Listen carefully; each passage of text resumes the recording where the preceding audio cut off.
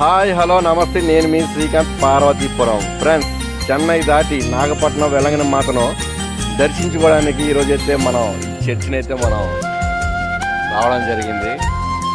Church అయితే చాలా చాలా బాగుంటుంది. అమ్మా ఆరోగ్య మాత